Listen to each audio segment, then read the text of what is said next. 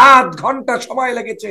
7 ঘন্টার মধ্যে আমার এই মাসুম ভাই দুটিকে যদি উদ্ধার করা যেত 2 ঘন্টা 1 ঘন্টার মধ্যে, আমি বিশ্বাস করি তাদেরকে হয়তো হসপিটালে নিতে পারলে তারা বেঁচে যেতেন।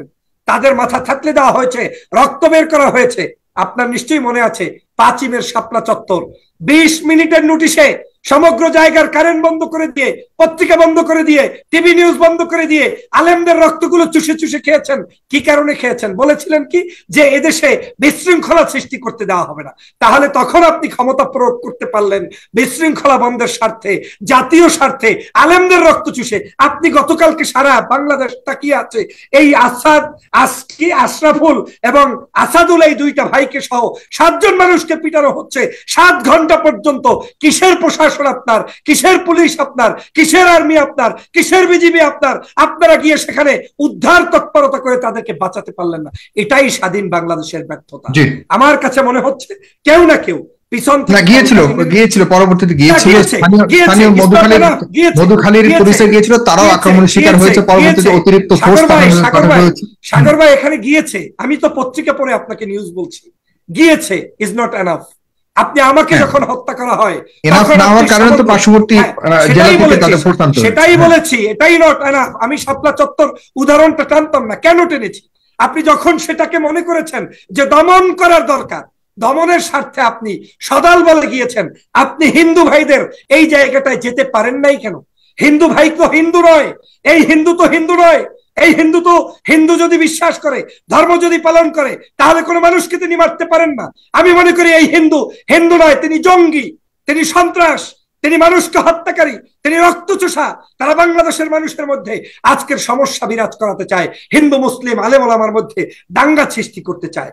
আজকের এই ফরিদপুরের নাটকের পরে আপনি দেখেছেন যে কি ঘটনা ঘটেছে। এই যে ভাইটা বললেন, মামা বললেন যে তিনি একটা প্রতিবাদ করতে গিয়েছেন। কেন পুলিশ এসে বলবে যে আপনারা এখানে পুলিশ অনুমতি নিয়ে তারপরে কথা বলতে হবে? আরে আমার ভাই মৃত্যুবরণ করেছে, আমার পরিবারের 2টি লোক মারা গিয়েছে, আমি রাস্তায় দাঁড়িয়ে জিজ্ঞেস করতে পারবো না? এটা কি কাশ্মীর হয়ে গিয়েছে? এটা কি প্যালেস্টাইন হয়ে গিয়েছে?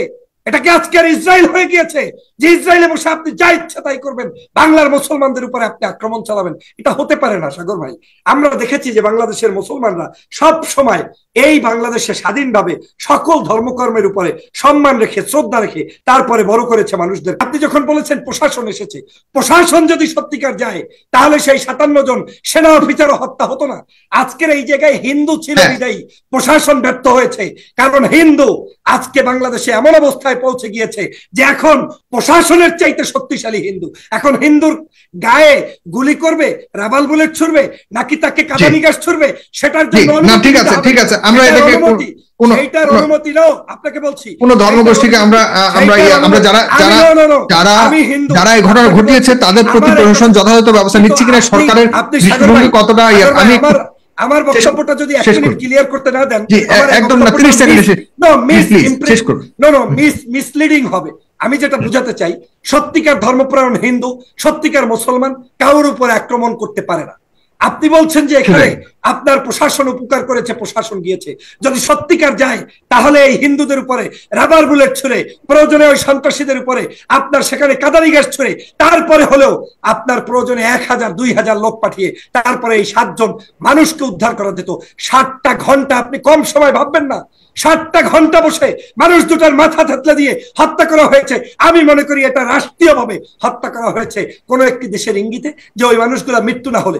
যদি আজকের এখানে আপনাকে চ্যালেঞ্জ ছুড়ে দিলাম, সেম ঘটনা যদি কোন হিন্দু ভাইয়ের উপরে ঘটতো, 7 ঘন্টা নয় 7 মিনিটের মধ্যে সমস্ত মোল্লা মৌলবীর মসজিদ, দাড়ি, টুপি সবকিছু তছনছ করে দিয়ে গ্রেফতার।